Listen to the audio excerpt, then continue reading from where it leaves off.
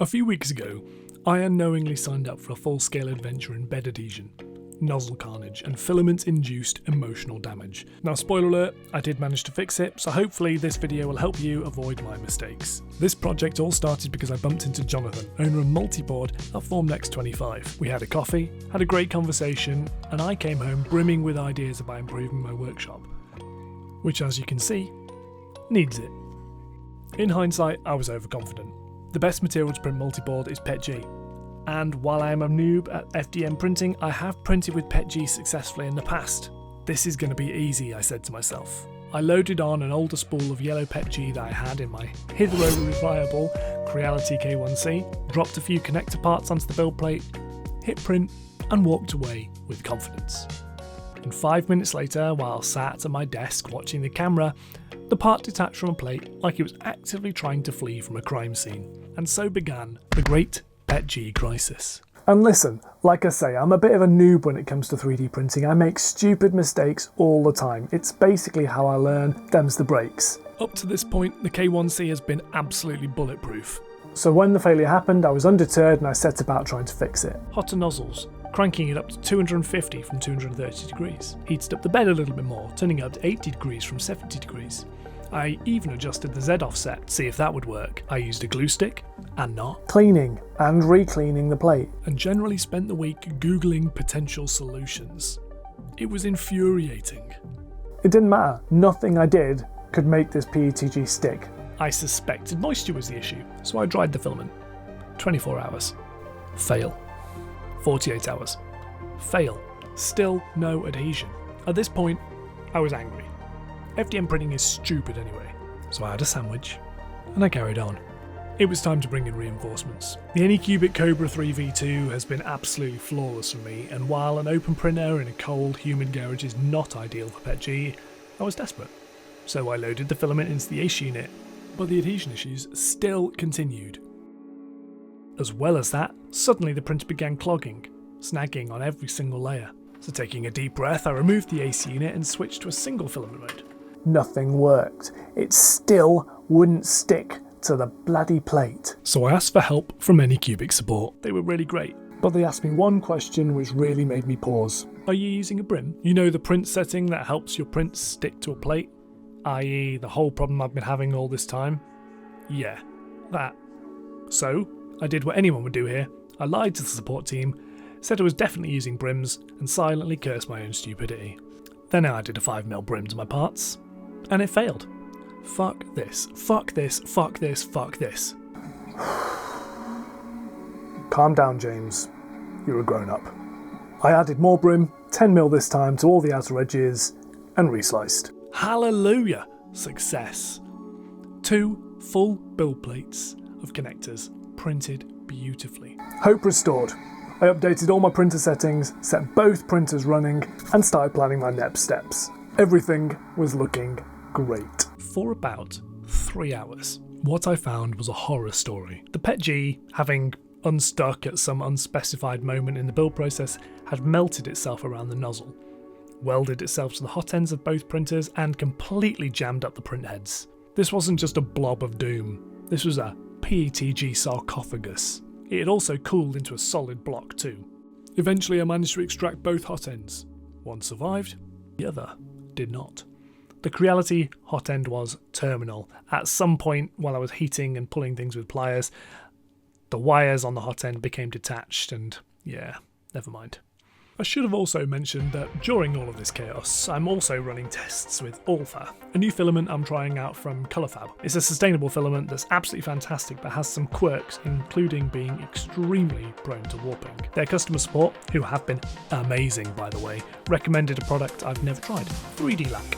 A spray-on bed adhesive specifically designed for 3D printers to make stuff that doesn't like sticking, stick. So while all the PETG chaos was rolling on in the background, I ordered some from Amazon and it arrived on the fateful day of the hot ends. Which was timely. I cleaned the plate again, dried it, and applied the 3D Lac. And honestly, it looked like it did nothing. I couldn't really feel a change in texture either, but then I printed. Perfect first layer, then another and another, and then 15 hours of printing with 0 adhesion issues. Just flawless, drama-free printing. Did I finally crack the code? Well, I've been printing for a couple of weeks now with very few fails. In fact, with the Alpha, the brim is stuck so well it's actually welded itself to the plate. So it's a whole new series of problems, but we'll talk about that in another video. What I do know is this: I'm going to be recommending everyone I know who has a 3D printer to buy themselves a can of 3D lac. Now this obviously wasn't the multi-board video I was planning to make, so I'm going to call this the prequel, or the pilot episode. Episode 0, if you will. Over the next few months I'm going to build this into a video series, ripping my garage apart and installing multi-board in all its modular glory. We'll be talking about bins, we'll be talking about how to mount it, we'll be talking about different brackets and how I'm making it work. I'm even hoping to get my own custom rendered parts and build those into the system too. It should be some fun. If you're interested in that sort of stuff, or if you're interested in my wider 3D printing reviews, make sure you subscribe to the channel. And of course, if you've got any other tips or things that really helped you in your 3D printing journey, share them down in the comments below. It's how we learn after all. And in that spirit, in the last section of the video, I thought I'd run through some practical things that I've learned during this process that may help you get better prints if you're, like me, a beginner to FDM. So tip number 1 is to use an appropriate profile. Now actually, I didn't do anything too clever here. I just used the standard Anycubic profile when it was printed on my Anycubic Cobra V3 and the standard Creality profile when it was printed on the K1C. But that, combined with all the other measures I'm putting in place next, was enough to get them printing. As a brief rundown, I used a nozzle temperature of around about 230 degrees, a bed temperature of around about 70 degrees.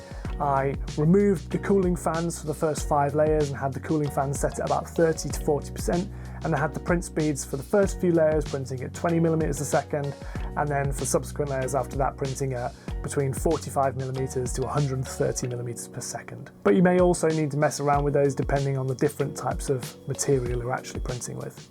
There's no way of getting around it, you're just going to have to calibrate and play with it, unfortunately. The second tip is use a brim. I tried a 5mm brim and that was fine, but I had more success with a 10mm brim. Actually, with the 3D lac on some parts I was able to get away with the brim completely, but belts and braces, I just use a brim whenever I need a part to absolutely be successful. Point number 3 is watch those first layers go down. If I'd have done that, I'd avoided some of the issues I ran into, particularly those big nozzle blobs. You can't keep an eye on a printer full stop all the time, but you can take some preventative steps and just watch those first layers go down. If you get a decent first layer, chances are you'll get a decent second, third, fourth, fifth, 1000th layer as well. And the fourth tip is, perhaps unsurprisingly, use an adhesive like 3D lac. 3D lac was the game changer in this video, and by using it, I got rid of most of my problems. I will say I found the adhesive useful for about 2 or 3 prints, and after that I needed to reapply it. When you do reapply it, clean your plate down completely with soapy water, and then dry it completely, and then spray a new surface on the top. That's it, I reckon. So what are my final thoughts? So this whole process has been pretty stressful and deeply frustrating. My poor wife has had to suffer through me for several weeks, just cursing at my printers, wandering around the house going, this is bullshit, why is this not working? Stupid bloody printers, etc, etc, etc. But at the end of it, I've learned some new skills. I've learned some more stuff about 3D printing. I've got a deeper understanding of how to mechanically repair all my printers, whether I wanted it or not. And I've also got a whole stack of 3D printed parts that I will be able to use in future projects, which was the whole point of this whole thing. Hopefully this video helps someone, and if it does, then it's all been worth it. And if you stuck with me this long, well, you're an absolute legend. Thank you so much. I do just want to say a huge thank you to everyone who supports me over on Patreon. You are absolute heroes, and I couldn't do this without you. Thank you so much. If you've enjoyed the video, remember to feed the algorithm gods by liking, sharing, subscribing, all of that good stuff. And I'll just say that I've been James, this has been RisingApe Minis, and I'll see you next time.